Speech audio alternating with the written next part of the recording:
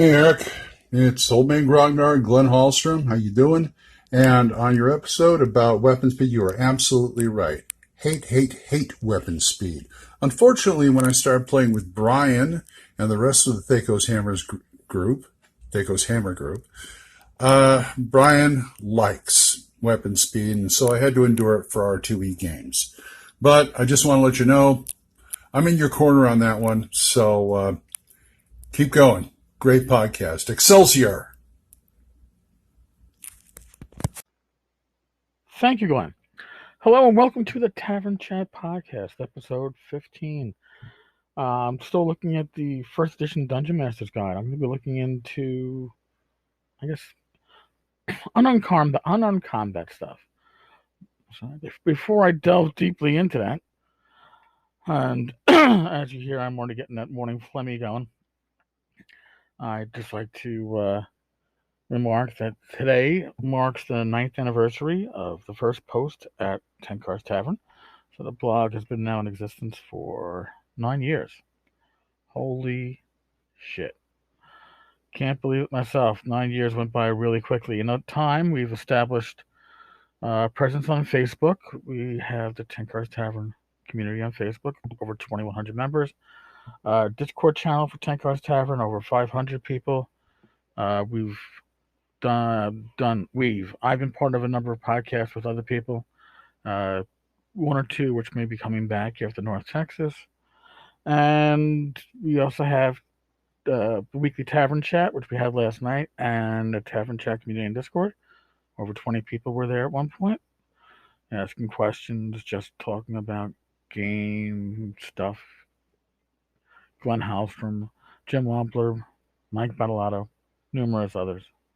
Always a good hangout. And then, of course, we have this, the Tavern Chat Podcast, with we're knocking on 1,200 downloads in 2 weeks. I can't thank all of you. I mean, I do this because of the community that has formed around the tavern.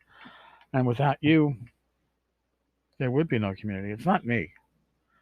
I might be the louder voice, but this is all because of you. So thank you. All right, delving into the DMG today.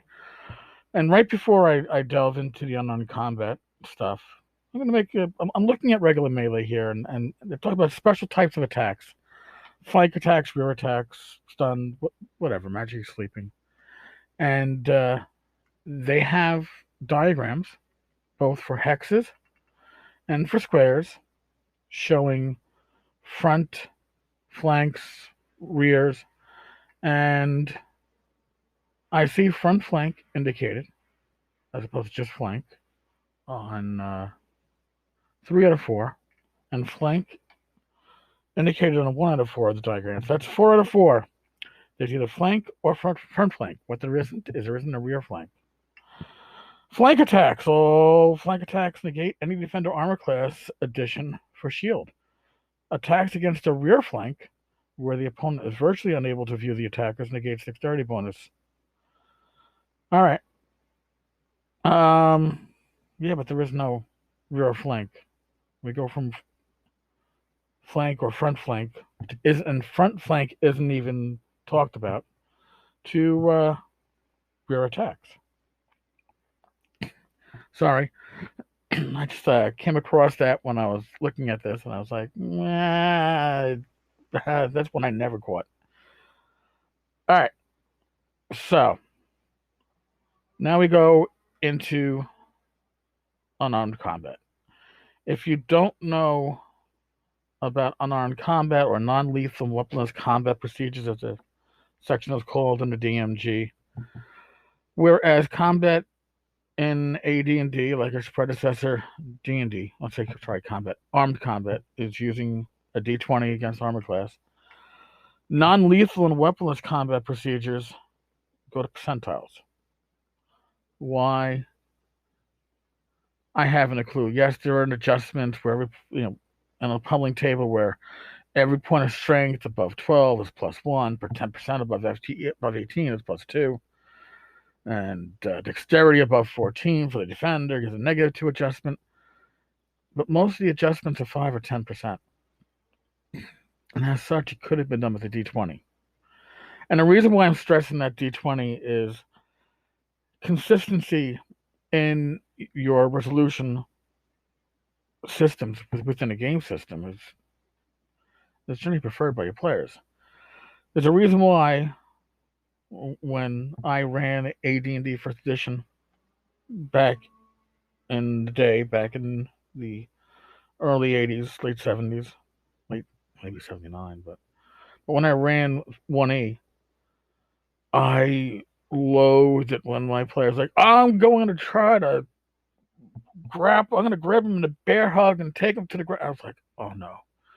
Because and I've done some reading on some of the forums prior to this cast, and people are like, well, yeah, it's an awkward system until you get used to it, at which point it flows. You know what would have flowed using a D20 with some basic adjustments. That's just me. It looks like a system that was thrown in to say we have it, and it's detailed, kind of, sort of. Well, and when I say kind of, sort of, listen, even determining the order of attack isn't the normal way. All right, so you go by surprise. You go by charging. So if you have surprise, you'll attack first in unarmed combat. And if neither side is surprised, then if one party is charging, that party gets the initiative. But after that, it isn't an initiative roll, it's who has the higher dex. And then it goes to our higher die roll. And I'm surprised it doesn't actually say what the die roll is. I'm assuming D6, but so why change that system? Oh, and I forgot something else. Just to make a change to even that, if your opponent is armed, they get the first attack. And if their attack scores a quote hit, it isn't a hit. It just drives off the attacker who's doing the unarmed combat. You then have to make a second roll, if you want, to score the hit. Yeah. It doesn't seem like the unarmed and armed combat was really made to work. Now, as systems unto themselves, there is an internal consistency to the unarmed combat. Although with the pummeling table, which I find interesting, is that pretty much you're rolling percentiles, and you can have under 1 or over 00. If you roll over 100 adjusted, your opponent takes a nice amount of damage and is stunned. But many of these attacks, these rolls, allow you to strike again, at least on the pummeling table, which is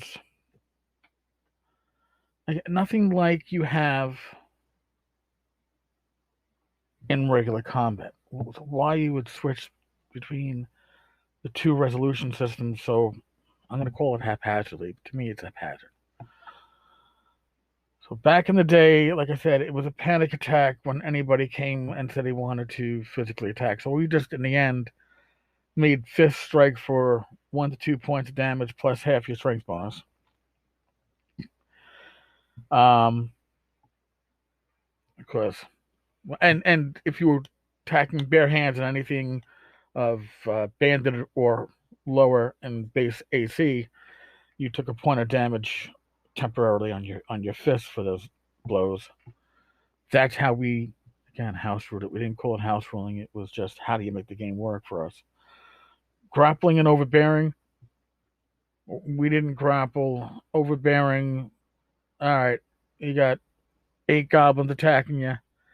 It's a normal attack roll plus 1 for each of the goblins. So if there's, that's right, each additional goblin. So if there are 8 goblins, it's a goblin gets their attack roll at a plus 7. If they're successful, they drive you to the ground, and then we just, pulled some answers out of our ass at that point with you being on the ground. For modern day, Dungeon Grappling by Douglas Cole of, what was it, Ballistic Gaming? He has a blog, he has a publishing company. Dungeon Grappling is, it's not systemless, but it works pretty much with all the D20 systems, so it will work with Pathfinder. He has, in the one book, it'll work with Swords and Wizardry. If it works with Swords and Wizardry, then it's going to work with any of your OSR systems, whether they are the original systems or one of the clones. And it's a resolution system that makes sense for the game. Like I said, in my humble opinion, there's the people that can disagree. Some people can say, "Oh, these systems were great." They might be great, but they're their own systems. They play like a different game, and that is just damn awkward to me. I'm sure at some point I'm gonna talk about psionics in 1E, and again, that is like a whole tacked on system that does not gel with the regular game. Or bards. The bards is the optional class in 1E where humans can't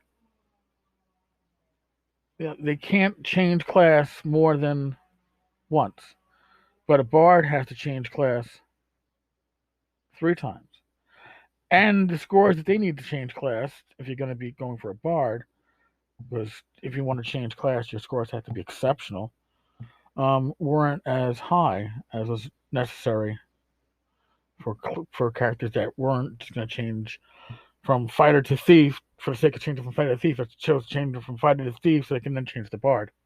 I'll deal with that crap later.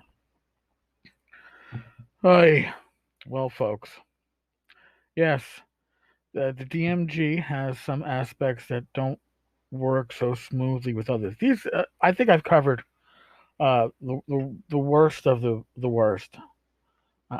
There's some other quirks to the DMG that I'll deal with. I'll look at, but